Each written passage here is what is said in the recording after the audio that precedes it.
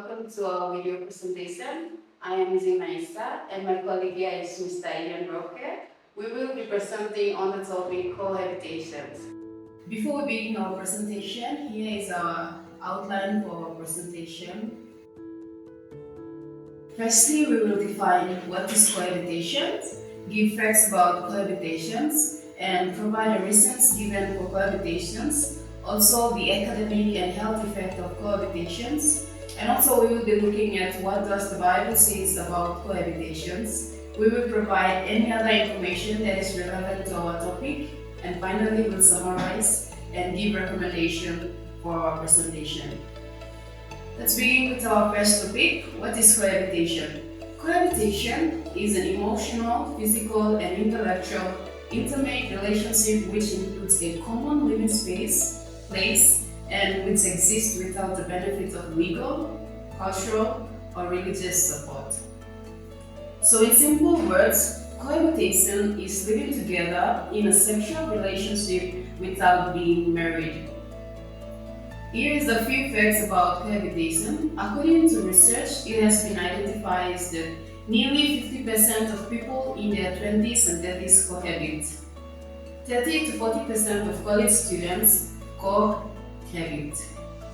Cohabitation has become a trend in most of the tertiary institutions in Papua New Guinea, as well as around the globe. Students decide to stay together without their parents' consent. They consider themselves as couple. They live, dine, and sleep like normal couples do. Some have gone an extra mile of giving birth, while others doesn't make it true. The third one is the average length of cohabitation is 1.3 years. And the fourth one, 40% of cohabiting couples have children outside of marriage. 10 to 30% of cohabitants never plan to get married. Divorce rate is skyrocketing, and so cohabitations. There are a few reasons given for cohabitation. Firstly, financial relief. Cohabitants save money by sharing living expenses. Sharing living expenses help reduce the financial burden of living independently, allowing students to allocate more resources to tuition and educational expenses. And the second reason given is time together. Cohabitants are able to spend quality time together. For example, couples who find it difficult to make time for each other due to schoolwork commitment, living together helps them to spend more quality time together every day. They will have meals together and even travel to school together. And the third reason given for cohabitation is trial marriage. Cohabitants are planning to marry soon. Moving on, our fourth reason given for cohabitation is testing compatibility. Living together enables cohabitants to better learn about each other, habits, and characters, and see how they operate together day to day. And the fifth and final reason given for cohabitations are less complicated dissolution. Living together before marriage also gives each party the options to end their relationship without the many legal complications involved in divorce or refund of bride price. And the academic effect of cohabitations, firstly, is academic distractions. Lack of clear boundaries and mutual understanding can lead to distractions that impact academic performance. Also, relationship conflicts or excessive socializing within the living space may interfere with the study routines and concentrations. And the second effect is spillover effects. Conflicts arising from cohabitations may spill over into the academic sphere, affecting not only personal relationships but also group projects or shared academic responsibilities. And the third academic effect is low academic performance. Lack of commitment to study, late submission of assessments, missing of assessments, lectures, and tutorials. And fourthly, the academic effect is higher rate of withdrawals, exclusions, and terminations. Students may be considered for withdrawal due to pregnancy, serious mental, physical, psychological, and health issues. And also, students be terminated from taking several courses in a semester due to low academic performance. And the health effect of cohabitations. For universities and colleges, students cohabiting has far-reaching negative effect on their well-being. Firstly, legal termination of pregnancy. Secondly, transmission of sexually transmitted infection such as HIV and AIDS. And thirdly, higher risk of physical, emotional, and mental abuse. Fourthly, the increased risk of drug abuse, higher overall rates of violence among cohabitants. Violent relationship can lead to depression, suicide, homicide, or death. For example, college students cohabiting often take nude pictures of themselves in cases of revenge. Porn are common. A college student reported committing suicide after her living boyfriend disclosed her nude pictures.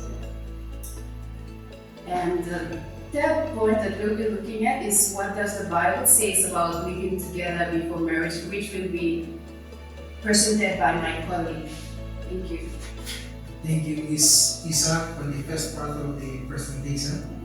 I'll carry on from there and I'll talk on about what does the Bible say about living together before marriage in a cohabitation relationship. Number one, the Bible also makes it clear that we are not to engage in sexual immorality or fornication, as stated in 1 Thessalonians chapter 4, verse 3 to 5, New Living Translation Bible. Here it says, God's will is for you to be holy, so stay away from all sexual sin. So for us as Christians, we have to stay away from any sins that involve sexuality. And cohabitation is one of the activity that leads to all immoral and sexual sin.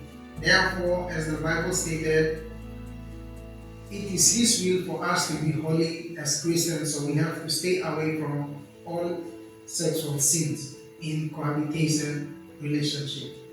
Number 2 point, marriage is honorable in bed. In Hebrew chapter 13 verse 4, King James Version translation, here the Bible reads, marriage is honorable in all. That simply means that in all relationship, marriage is honorable. The Bible continues,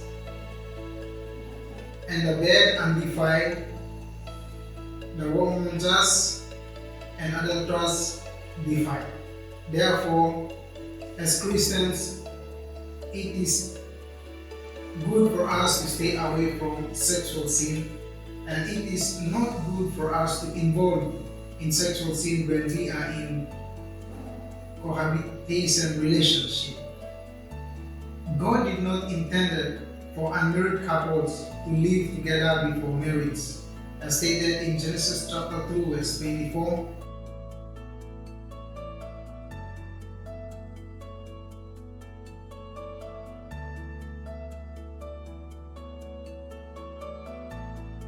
Therefore a man shall leave his wife, therefore a man shall leave his father and mother, and they two shall cleave together and shall be one.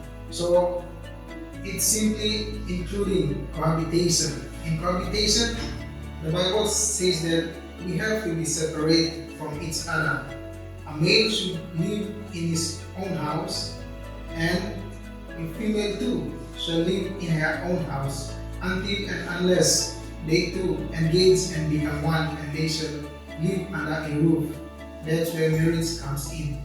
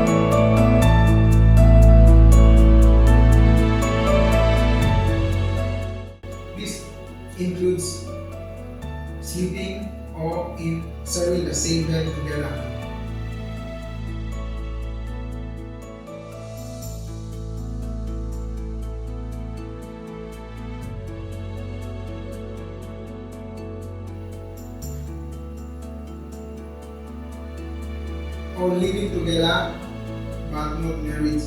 Just because you are planning on getting married or if you are not sleeping together doesn't mean it's okay.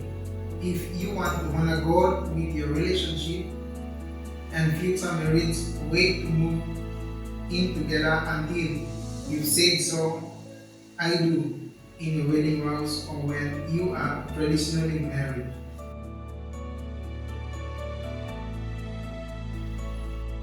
For any other information concerning cohabitation, apart from cohabiting, some of the vices that are associated with college students are excessive drinking, wild parties,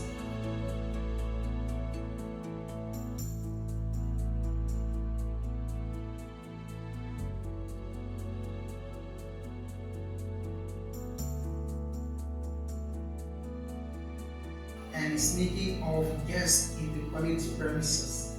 Some female students are also in the habit of dating older men who are commonly referred to as blessers or sugar daddies, while male students also date older women known as coaches or mommy boss. From our presentation, we have come up with a main point, which is to refrain from the practice of cohabitation.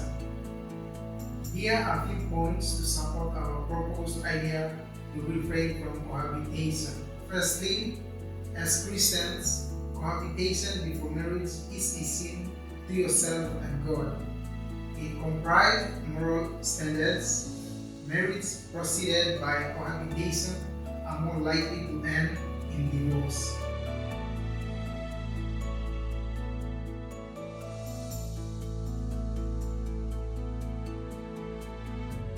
Cohabiting couples are less sexually committed and trustworthy. Cohabitation results in low academic performance. Several studies show that cohabitation leads to numerous social, health, physical, mental, and emotional problems.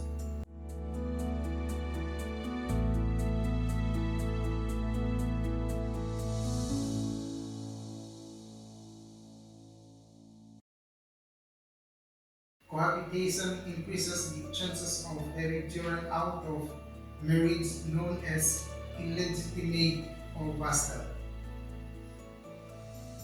According to Rick Warren, and I quote, if a man chooses cohabitation over marriage, his fears are bigger than his love for you. So move on. And I end quote. In our presentation, we have come up with two recommendations to limit cohabitation.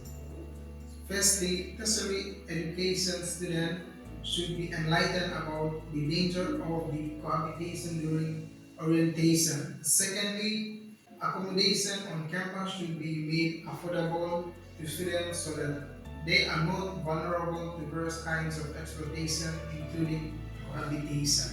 Therefore, our presentation will be a reminder to those tertiary students who practice cohabitation and those who are yet to practice cohabitation that cohabitation is a practice that is immoral and unethical, and also as a Christian, cohabitation is a sin to yourself and to God, and so we're hoping that you are not cohabitating or planning to cohabit. We have come to the end of our presentation. Thank you for watching our video. You have a blessed time. Thank you.